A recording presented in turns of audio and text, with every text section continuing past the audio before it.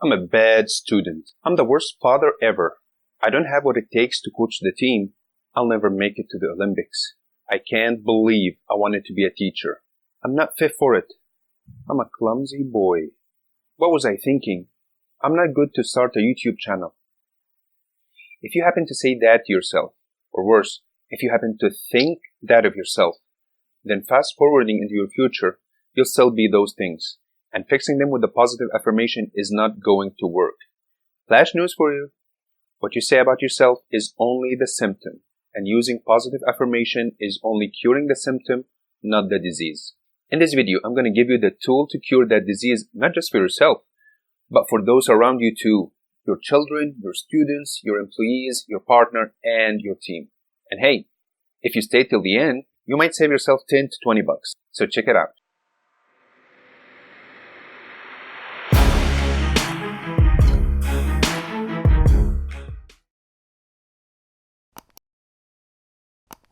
So what is the disease? Well, as a Coachsician, this is what I call Mindset-itis, as an inflammation to your mindset. Yes, this is exactly what happens. An inflammation to the original and well-functioning mindset that we were born with. That inflammation causes you to think, feel, and act in a negative way. I explained this more in my other video about mindset under factory mode section. Make sure to see it. The tool we're going to use today is the one I have been preaching about forever. It is the book called Mindset, The New Psychology of Success by Dweck. This is the kind of books that I call manuals, not just to read, but to have, learn, apply, store, and refer to in the future. I'll be sharing my takeaway from it using my interactive and engaging mind map. So let's see what we have for today. We'll cover the book, the challenge, and the resources you can use. Remember, this is not the official summary of the book. It's just my takeaway from it, and I really do recommend you do the same when you have it. Also, you can watch the entire video or choose certain parts from the time code below. So as always, let's begin with the why you want to read it. Well, it's for upgrading your life by becoming an achiever, happier, more productive, well-equipped with the right tools. What you'll get out of it? You'll learn the definition of the mindset, its importance, its types, and what criteria each one has, its application with the real-life examples, and finally, how to change your mindset with resources from Dweck for yourself and the children around you. Who's the target audience for this book? It's everyone from my point of view. Let's break it and see if there's an exception. In business, if you're an employer or employee. In the family, if you're a parent or a child. In sport, if you're a coach or player. In education, if you're a teacher or student. In relationships, if you're a partner in one. So I think it's safe to say that everyone is included, except newborns. Let's see which one you have before we continue. Pause and answer the following questions with just agree or disagree, then choose the right letter to it. You can always substantially change how intelligent you are.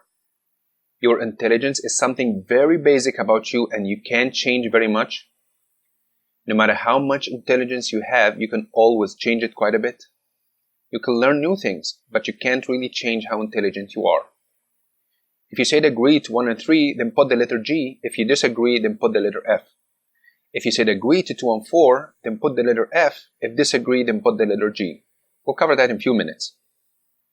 According to Carol, mindset is a belief that is related to love of a challenge, resilience, creativity, success, and effort. It can either boost all of those or make them worse. From her observations on children, athletes, partners, and business leaders, she discovered two types of mindsets that we use one or both of them while leaning more towards one of them. They are the growth mindset and the fixed mindset. Growth mindset is about acquiring new skills, believing in the unlimited potential one has, and accepting challenges with open arms. It's like an ocean, full of potentials, always gaining from other sources, surviving challenges like pollutions.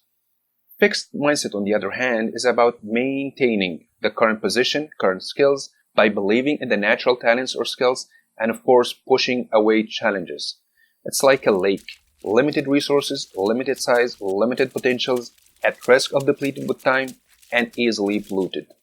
So which one do you have from the quiz above? Did you have all G's, meaning a strong growth mindset? Did you have all F's, meaning a strong fixed mindset? Or did you have a mixture of both, which is normal, as Carol says? You can be a mixture, but most people lean toward one or the other. By the way, you can substitute the word intelligence in the quiz with the artistic talents or business skills or personal traits and evaluate yourself in those areas too. Professor Carroll elaborates more on the mindsets using the following criteria to differentiate between them. So let's see the signs and symptoms of each one and how it contributes to the Mindset-itis disease. The first one we have is the skills, traits, and abilities. This applies to your IQ, business skills, artistic, and sports skills. The fixed mindset sees them as given or born with them. In other words, if you have them, you have them. If you don't, you don't. Growth mindset sees them as acquired. You may have a good percentage of them, but you must work to upgrade them or have new ones. Second sign is effort. The fixed one sees it as unnecessary, or for what is worse, it's a sign of weakness. Paying effort means you weren't qualified in the first place. But the growth mindset sees it as a must to achieve anything. You're willing to pay the effort in learning, practicing, and doing what is needed. Then, those two mindsets face challenges along the way, of course more in the growth one. When this happens, fixed mindset simply ignores or chooses the easier one if had to. Why? Simply because he believes he doesn't have what it takes, effort is a sign of weakness, and to protect his image. But when the growth mindset faces challenges, he sees them as opportunities to learn, grow, and upgrade. He believes that he has what it takes, he's willing to pay the effort, and it's about the end result. Sometimes challenges wins, and when that happens, we're faced with the monster level in the game, the criticism. Fixed mindset deals with this poorly, according to Carroll. Those with the fixed mindsets see criticism as an insult to their image, reputation, or position in life. And so they do whatever it takes to avoid that, even if it was for their benefit. For the growth mindset, criticism is just another way of feedback and lessons to learn. Of course, that is, if the criticism was constructive to begin with. When you mix the signs of the growth mindset, you have someone like Will Smith, one of the best singers, best actors, who's won several awards in both fields, and he always contributes that to the power of his mindset, self-discipline, and failing fast to learn fast. You also have someone like Walt Disney, who had overcome obstacles like poor education, no formal training, and multiple business setbacks to make the world's leading company in the entertainment industry today. Let's look at the various applications where you can use this mindset idea from Carroll's perspective. In business, in her book, Carroll talks about the CEO disease and how it caused companies like Chrysler Motor with Lee Iacocca a lot. She explains how fixed mindset leaders were surrounding themselves with worshippers and hypocrites whose main job is to always compliment them. Those leaders were there because of the power and the reputation of that position, and they defended that idea heavily. On the other hand, companies like IBM, Xerox, General Electric taught us by their leaders in that era that what gets the business up and running is integrity and transparency with both employees and stakeholders, even if they made mistakes. They were there because they wanted to make an impact with their business. They believed in hard working, starting with themselves. You can apply that if you're an employer or employee. Another closely related applications are education, parenting, and coaching. Carroll dreams that teachers, parents, and coaches can use the growth mindset not just for themselves as individuals, but also when working with the future, our children. She argues that teachers and parents who raise the bar a little bit while providing resources are our best option in having properly educated and well-prepared children for the future. Unlike those who just lower the standards, assuming that this is helpful for the children, when it only results in preparing our children for failure after graduation and facing real life. As a student, you can either have a growth mindset that sees learning as a mission throughout life, not just to pass exams. You accept more challenging tasks and homework, and you pay the needed effort to learn how to solve them. You also see the teacher's feedback as an advice. That's why Carroll explains that students with the growth mindset are more willing to participate in the class even if they don't know the answer, because they'll know the teacher will correct them if they were wrong, and this is how they get better. Unlike fixed mindset students who translate that feedback as humiliation in front of the class. As a player, do you want to be the next Michael Jordan or Muhammad Ali? Then you gotta embrace the same growth mindset they had. Jordan was picked by many teams. They saw he wasn't good enough, but with practice and effort, he became the basketball legend we all know. Same with Ali, who changed the boxing standards. He didn't have the right physique, like the size of the body, fist, or chest, yet his victories came from here, not from here. Another application that might seem strange from the first look but is not: relationships. Yes, mindset applies to relationships too. As we mentioned in the beginning, personal traits are also included in the mindset equation. Carol talks about the who's the greatest competition in relationships. In the fixed mindset couples, there's a competition to win the greatest husband or wife, and not in the good way, by the way, but more on the who's more talented or more likable. One partner believes that if the other one became someone, then by default this will make him or her no one. The final application, yet the most important one, is praising. It is important because it is used in all the applications we talked about. A parent praises his child, a teacher praises his student, and so on.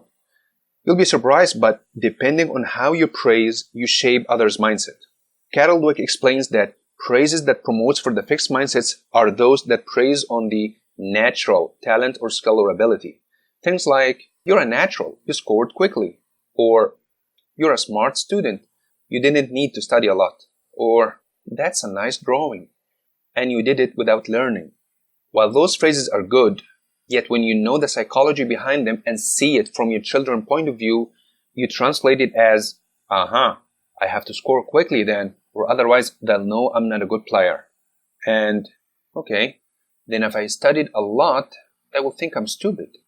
And I'm better with easy drawings to keep them like me. On the other hand, growth mindset praises on the specifics of a given result. So in playing with the same phrases from above, it should be, you were good in the receiving end and your training improved your speed. The other one should be, you really studied for several hours with concentration and you sought help when you needed it. The last one should be, you spent some time thinking about the drawing, then you chose the perfect colors and you did it carefully. When a child hears the growth mindset praises, what he or she takes away is the specifics he or she did to reach to that amazing and well-received result from others. So the challenge. Click on the mind map link in the description below and complete it as per what you learned from this video. You can listen to it again using the time codes below for the specific part you want.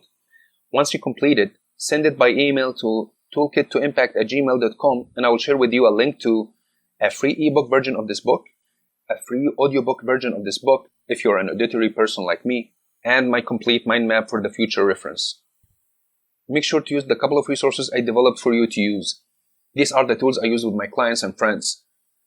There is the evaluator tool to know which mindset you have. There's a mindset map you can display anywhere. If you're looking for the paperback book or not in the mood for the challenge, then you can find the book link in the description below. And you can also check the coaching on the go video for the mindset topic. That's it for today. Enjoy.